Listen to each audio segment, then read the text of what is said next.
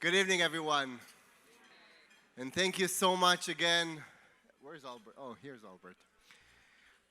Please give a big round of applause to Albert for all this incredible work that he's doing, and Haley and all his family for working hard behind the scenes, Haley, for making this incredible events. The rabbi just spoke about the fact that every time, that it's his first time when he comes to Jerusalem prayer breakfast, he forgets about all the anti-Semitism that is out there. And indeed so, I think being with you, being with family, being with people who cares so much for the Jewish people, this is something unbelievable. And as Jim Garlow said before, I just asked Michelle Bachman this morning if when she joined Jerusalem Prayer Breakfast, she imagined it will become such a unbelievable, huge movement. And you actually made it into an unbelievable world movement. And thank you so much for doing this incredible job. Thank you so much. And because I didn't plan to say anything tonight, and I thought that I have time until I'll be asked to say something, so I have to now try and find what I want to say. So I'm trying to think about it. But I want to tell you, maybe to share with you a little bit of the stories about the miracles that happened to us during the 12-day war, or the 2.5 years of war against 7 enemies on 7 fronts.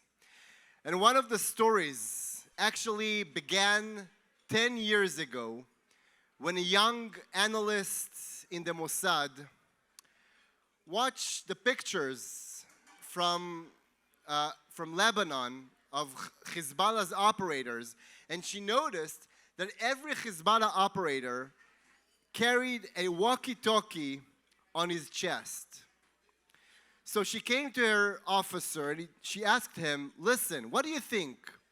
Let's make a scam and try and go to we'll create like a shell company in Germany that will work with a small company in Taiwan. We will buy thousands of walkie-talkies.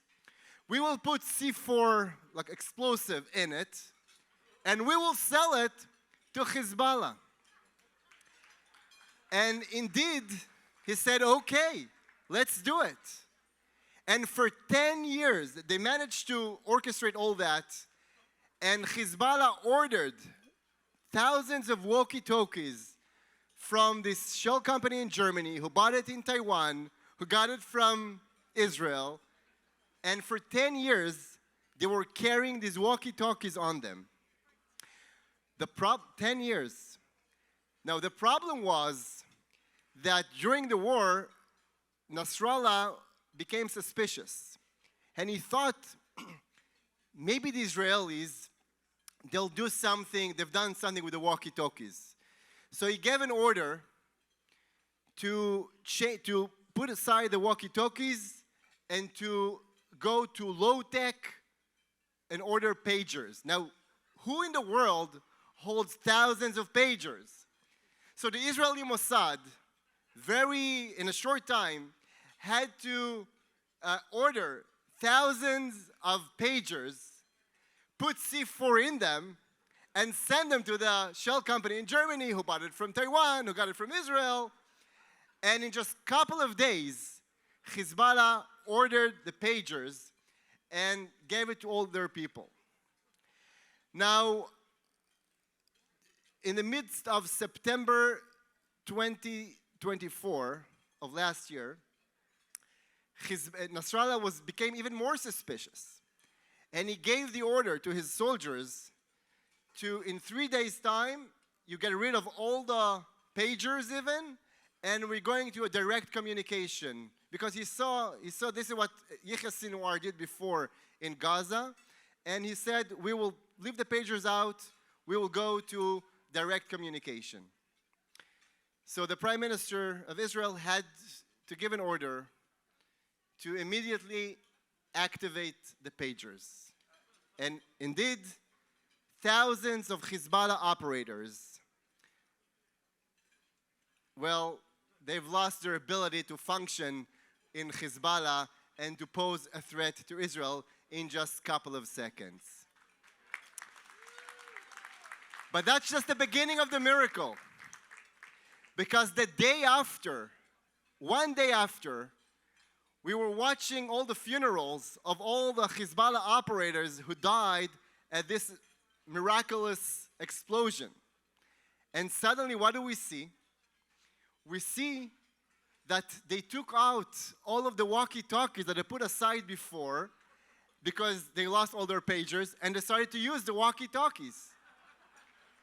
So the day after, at the funerals of those who died yesterday, all the thousands of walkie-talkies exploded again. That's the second part of the miracle. Yeah, you can clap. You can. That's a reason. That's a good reason enough. The day after, Nasrallah didn't know what to do. He gave an order to all his 20 top generals to assemble at a secret apartment in Beirut. And guess what happened? Not pagers, not walkie-talkies. A simple Israeli jet went from Israel to Beirut and bombed this apartment.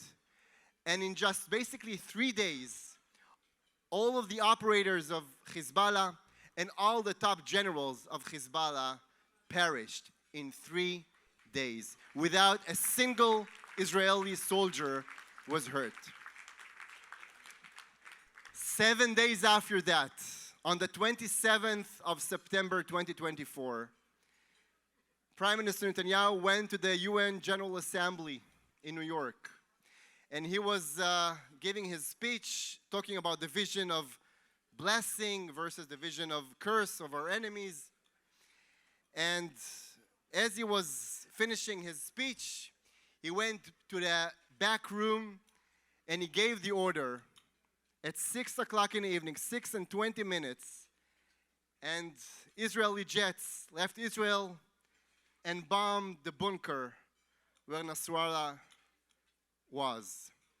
And in basically 10 days, we've managed to take the biggest enemy, the biggest army force that was threatening Israel for many, many years, built by Iran, all this organization, all its operators, all its generals, and the head of the snake, Nasrallah, all lost their lives. And we've managed to basically dismantle the biggest threat to Israel that came from that area. A lot of miracles, a lot of miracles during this war. And I think the fact that you are coming together to stand with the Jewish people, praying for us, praying for the Jewish people, this is what made our hostages come back home. This is what made our soldiers manage to come up with all these brilliant ideas and to, in 2.5 years, to go from a place of a real existential threat to a reality in which the Middle East is totally different than what it used to be. And we hope that in the next couple of hours, hopefully not more than that, we will see even better and safer Middle East and actually a better and safer world. So thank you so much for being part of these miracles. Thank you so much.